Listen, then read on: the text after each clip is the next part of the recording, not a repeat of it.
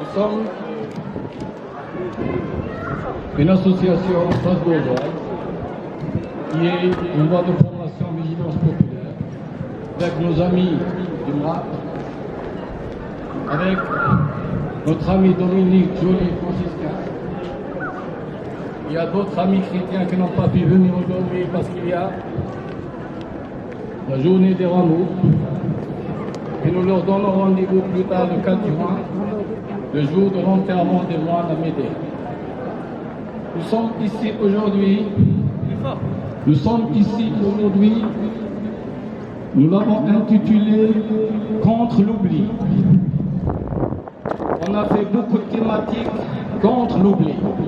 Le but de cette thématique, c'est d'honorer les grandes personnalités, les figures, soit algériennes, soit françaises, qui ont donné leur vie, qui ont fait preuve d'amour pour leur engagement et pour leur fidélité à leurs convictions et à leur foi.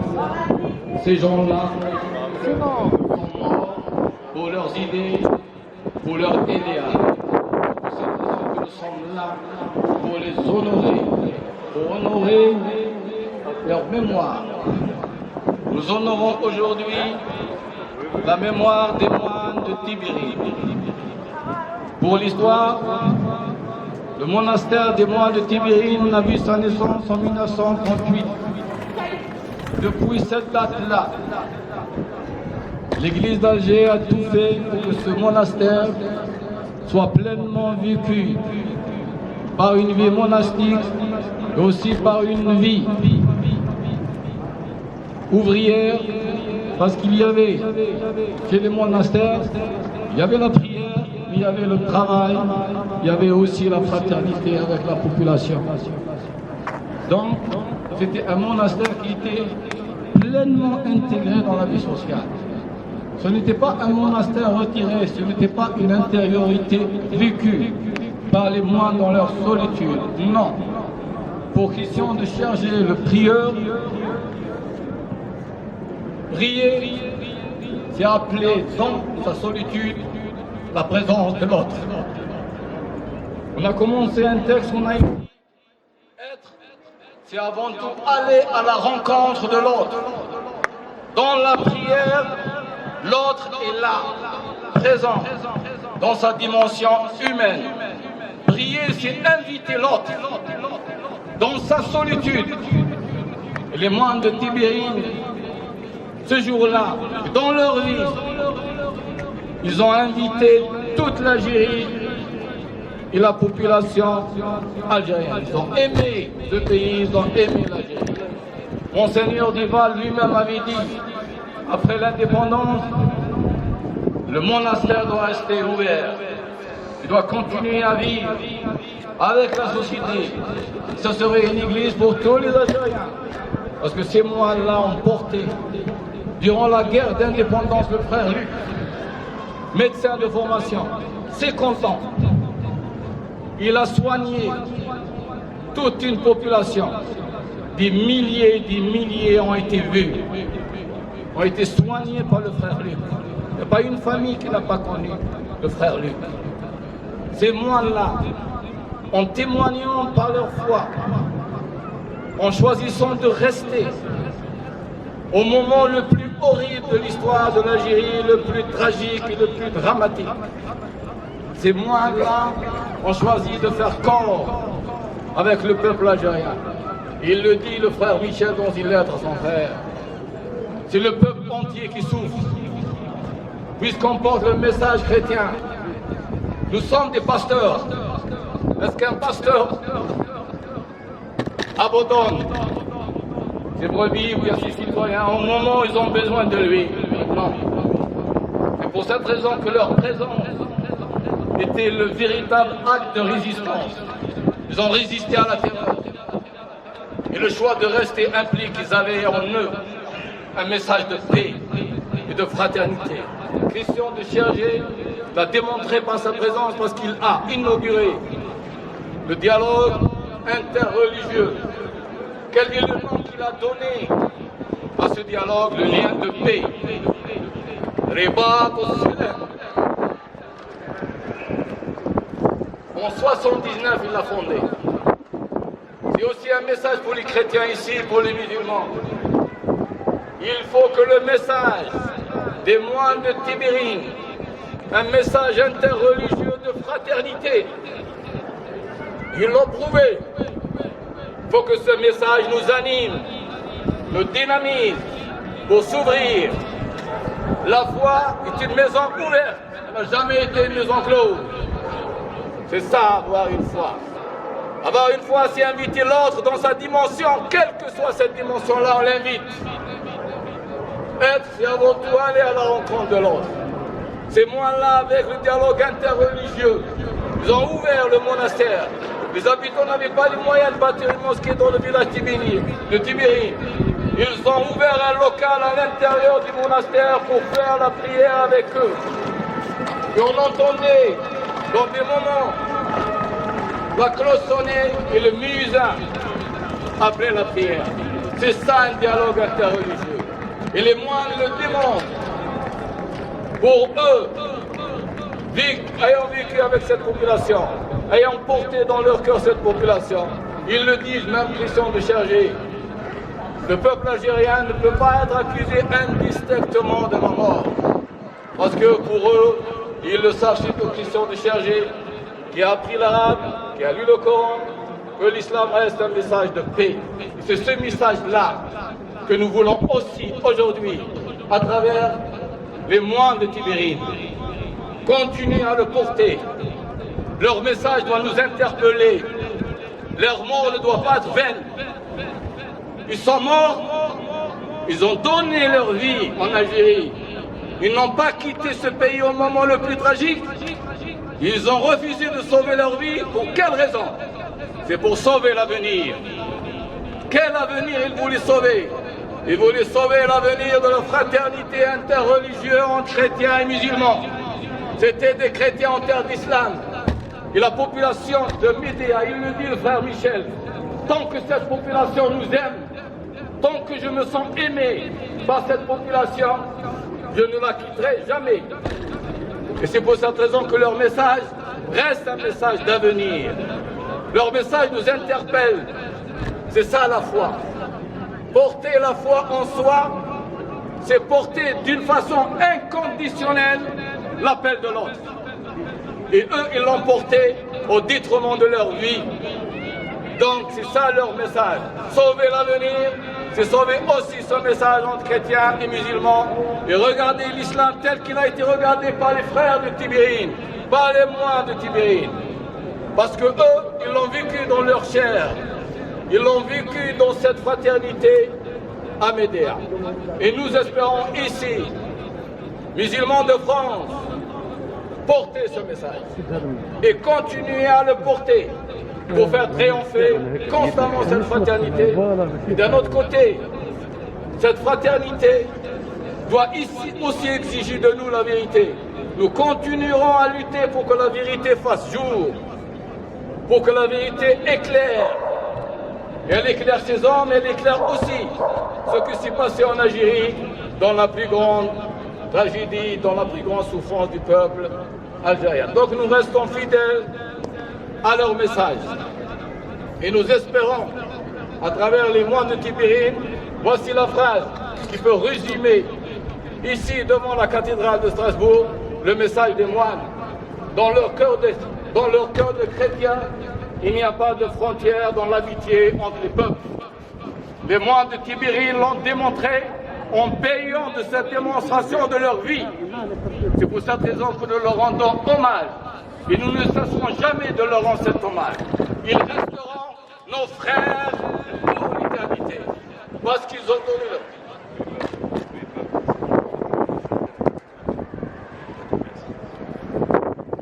Donc, nous restons fidèles à ce double message, le message du dialogue interreligieux. Continuer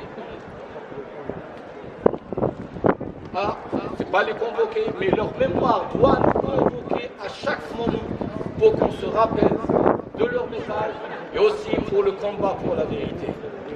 La vérité doit toujours régner et la vérité doit toujours être guide. On ne peut pas se contenter ni de la bêtise, ni du mensonge. La vérité, certes, elle impose des efforts comme les moines, elle nous impose des sacrifices. Mais quelle joie lorsqu'on se rencontre seul et on se dit que nous avons été dignes parce que nous sommes les héritiers d'un message. Nous portons en nous, comme ils l'ont porté en eux, un message d'humanisme, un message de fraternité. Il n'y a que les valeurs humaines qui nous fournissent. Le calcul, le monde de la finance, la destruction, qu'est-ce qu'elle a entraîné? Les peuples, depuis 2019, souffrent partout. Tous les peuples souffrent. Qui est le responsable de cette souffrance?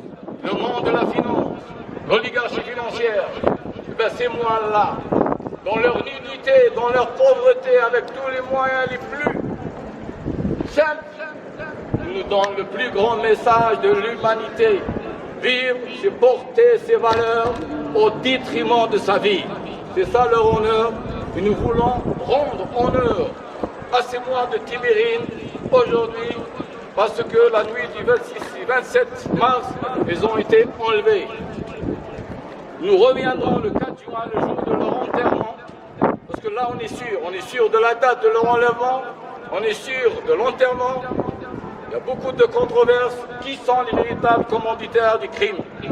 En Algérie, jusqu'à présent, pour l'histoire, le peuple algérien, 2 ans de lutte. Aucun peuple ne soutient le peuple algérien. Toutes les oligarchies financières, toutes les chancelleries occidentales, la Chine, l'URSS, les Bédouins du désert, que je nomme le Qatar, l'Arabie Saoudite, les Émirats arabes, sont avec le pouvoir algérien qui étouffe et qui terrorise le peuple. C'est pour cette raison, peuple français, chrétien de France, le message des moines de Tibérine nous interpelle. Notre amitié, notre solidarité, elle vit à travers eux. Honorer leur mémoire, c'est faire vivre en nous, à Strasbourg, ce message de paix et ce message de fraternité. Et je vous remercie. Merci.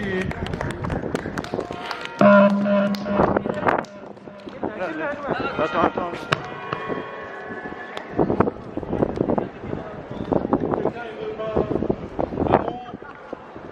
Si quelqu'un veut dire un mot.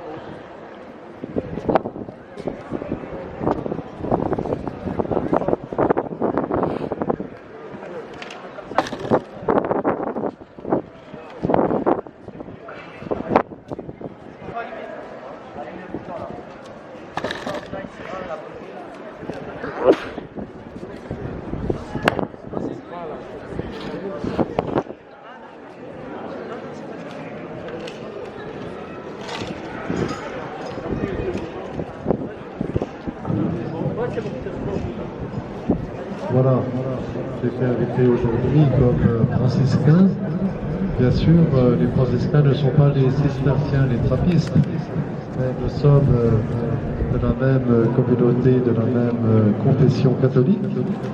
Alors les moines de Tibérine sont cisterciens. En Algérie, il y a eu aussi des pères blancs et bien d'autres congrégations religieuses qui ont été fidèles, même pendant les difficultés, comme Mahmoud le disait, pour rester en Algérie, pour être solidaire avec le peuple algérien, avec les gens les plus petits dans les villes et les campagnes. Nous, les franciscains, sommes plutôt présents au Maroc, mais voilà, au cours de l'histoire, ça a été aussi des mêmes choses qui se sont produites, des mêmes difficultés.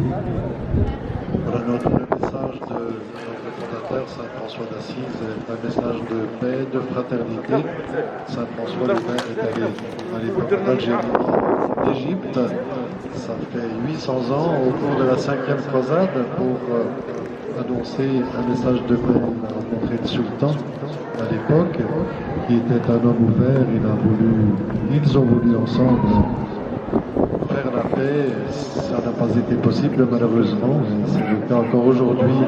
L'histoire se répète, mais c'est toujours ce message de fraternité et d'estime les uns des autres que nous portons nous aussi aujourd'hui.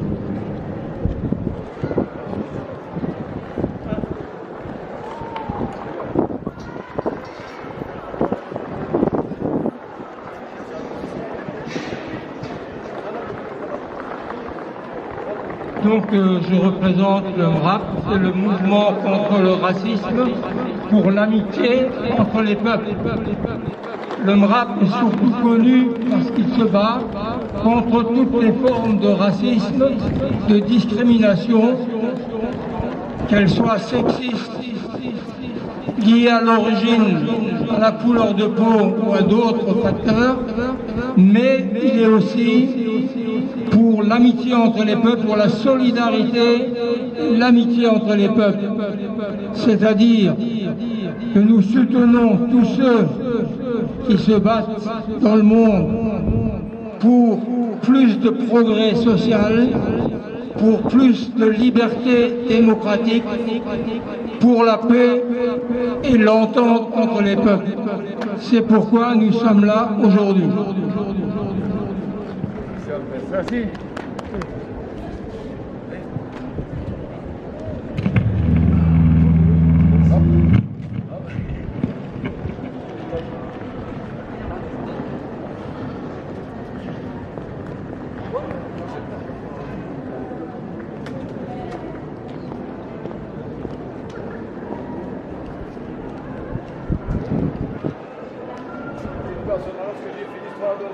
Une minute de silence, Mahmoud.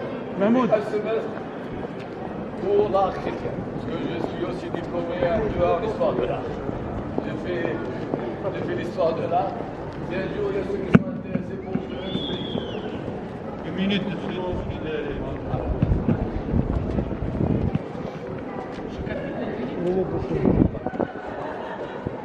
Une minute de silence pour la mémoire de nos frères dans l'humanité et dans la foi des moines de Tibéride.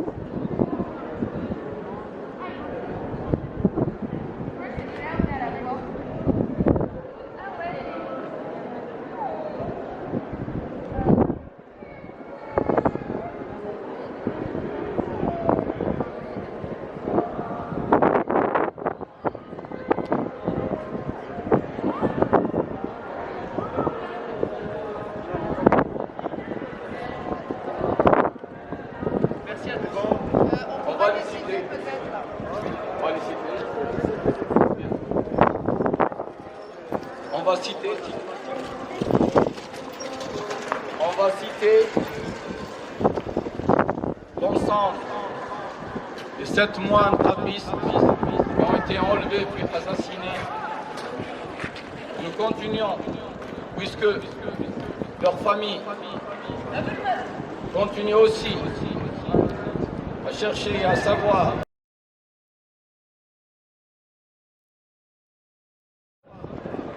pour que la vérité fasse jour. Nous reviendrons aussi chaque année, même le 4 juin, pour les honorer, pour rester fidèles à leur mémoire et à ce combat. On a le frère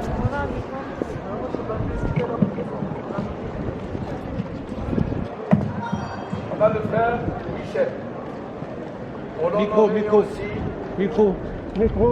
Aussi pour que sa famille sache qu'aujourd'hui, Algériens et Français algériens de Strasbourg honorent la mémoire soit de leur père, soit de leur frère, soit de leur ami, frère Michel.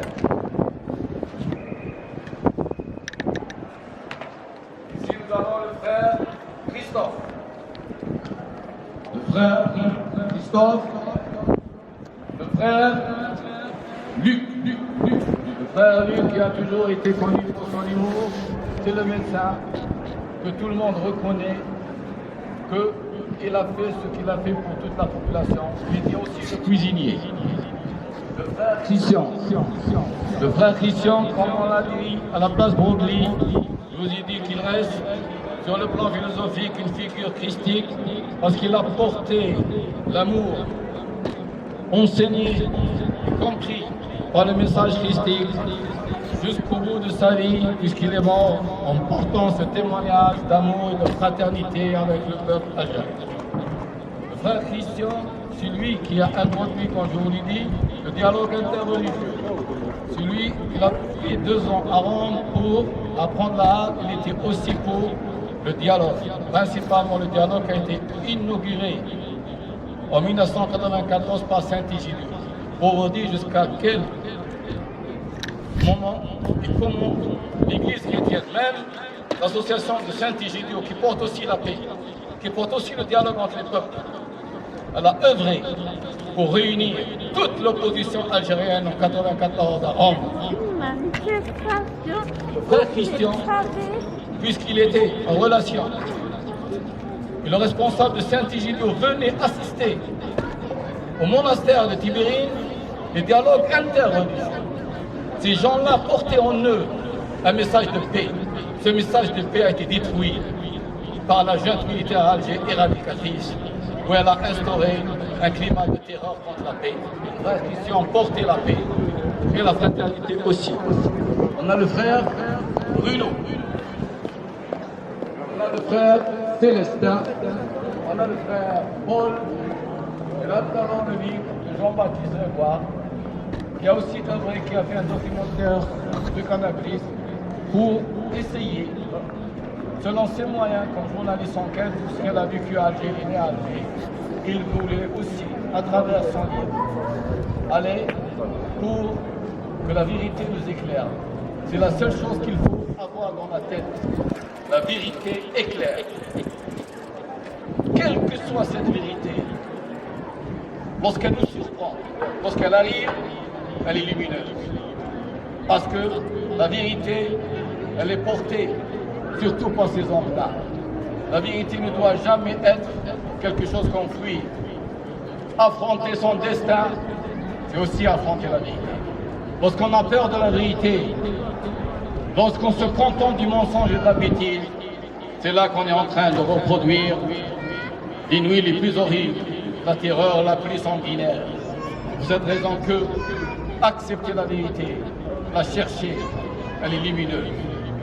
Dans notre présence ici, pour demander aussi la vérité sur les vrais communautaires des crimes, c'est pour éclairer et pour que cette lumière se fasse, pour qu'elle unisse la fraternité entre les deux peuples, algériens et français, et entre le dialogue religieux, chrétien et musulman. Seule cette vérité-là peut contribuer comme une pierre pour construire, pour solidifier le message des mois de Tibet. C'est pour cette raison que nous resterons fidèles à leur mémoire et nous resterons solidaires. J'espère que pour la prochaine fois, nous serons plus nombreux pour venir témoigner et attester que le message des moines reste vivant dans nos cœurs. Merci. Merci.